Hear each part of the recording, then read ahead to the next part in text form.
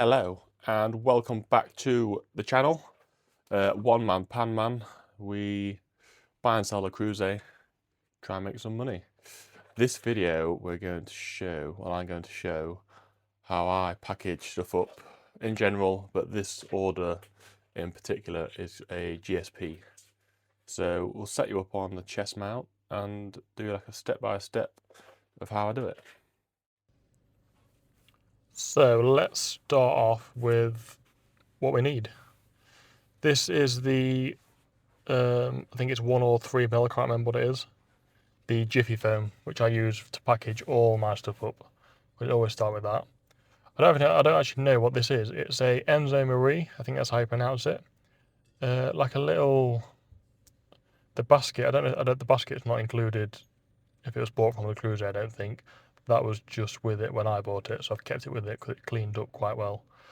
But it's like a little fondue. I think it's supposed to have a stand, just like a, I don't know, a cheese pot maybe, or you could fry, if it's got a basket, fry something in it. But they're nice items. They hold good value. It's I think it's the designer that collaborated with Le Creuset in whatever year it was. But in terms of packaging things, you don't need loads and loads of layers. I mean, if you want to, that's fine. But I always just go around twice. I've not had a single thing break yet from the way I've packaged it, so I've got no reason to change it at the minute. So just 2 layers round. It's more than enough. It's padded well. The stuff's a lot thicker than obviously it looks on camera, and it's quite strong as well. So do that. And just shift this out of the way. I just quickly unwrap it again. I need to get the basket inside for. It went GSP as well, so I don't want anything happening to this. I think it went, I'm going to say Switzerland, I have a feeling. And then whenever I put a lid on a casserole dish or saucepan, I always put it upside down. That way it's flat, top and bottom, and there's no chance, for whatever reason, that the knob can be smashed off. And especially on these Enzo Marie ones, because they're slightly different to the standard Le Creuset. And the next thing I do, with the vast majority of the bits and bobs that I'll sell, is in a box as close to the size of the item you're selling, really, just so it can't really move around too much. The less it can move, obviously the less damage can be caused. So it's basic, straightforward really.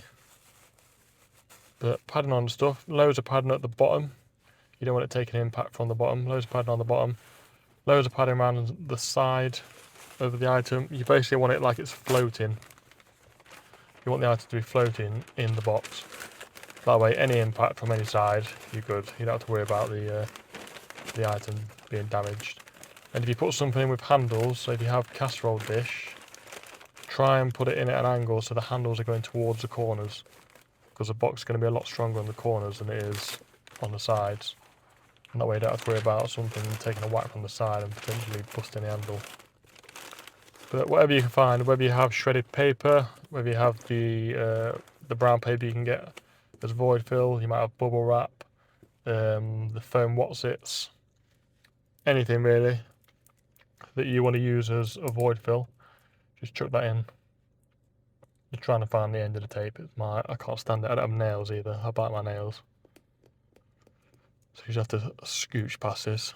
Feel free to squeeze past 10 seconds. But just a little whip round with the tape. Wide tape if you can. Obviously normal sellotape. Got the best idea for when you're packaging parcels. This is the 3-inch stuff. I think it's 72 mil, I think they sell it in. I always use clear tape as well. I found that brown tape doesn't seem to stick as well. I don't know why. I can't imagine it's much different, but it must be in some way. And then the double box. So obviously something that fits in, but not ridiculous where you're wasting boxes that you could use for other items. Again, something on the bottom just to any impact. So you got like a duck, if it is going to be thrown around or if it's on conveyors or whatever is happening with it. The label's obviously on top of the box. It's the bottom that's going to be taking the impact most of the time. And then any cardboard that you get, if you have any spare, rip it down with your knife into strips, and it just acts as a thick barrier. If you don't want to waste all your bubble wrap or void fill or stuff like that, just any old cardboard. If you're buying parcels and it's arrived and the box is no good, you can still rip the box down and use it as padding. And so normally what I do is just squeeze the side of the box and you can feel if you can fit more stuff in and around it. And the polystyrene as well is another good thing just to have lying around. Whether you see it, find it in shops, if you work somewhere and you do reselling part-time, if they have any cardboard, most companies will have bits and bobs arriving. Just pilfer all the boxes, pike everything you can get, because you may as well get stuff for free rather than paying. And then just to finish it off around the top, just the brown void fill paper. This stuff is like 500 meters long. I buy it from Amazon personally. I think it's 33 quid, and it will last quite a while, so it's well worth having. And then again, just finish off around the sides again, and we'll scrunch your load up and we'll place it on top of the box. But you should be packaging all your parcels to the best you can, really, regardless if it's low value item, high, whether it's just going to a city that's an hour away or whether it's going international. Always package them. If someone's spent their money, then you should be doing the best you can to make sure what they've paid for turns up in the same condition they've bought it.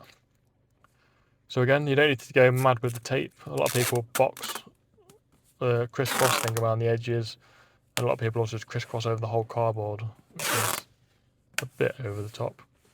But with a 3-inch tape, that's plenty. Just go round one way, crack it off, and then go round the other, and that is more than enough to hold.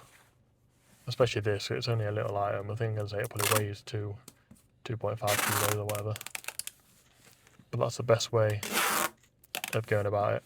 I send boxes with 30 kilo sets of pans in just two rounds with a tape, and the boxes hold up fine, so it's more than enough. But that is how I package my stuff. And if there's any other items you want to see me wrap, just let me know in the comments below. So there we go.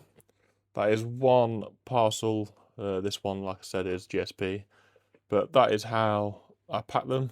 That's pretty secure. That shouldn't get damaged at all. It will go on to its new owner.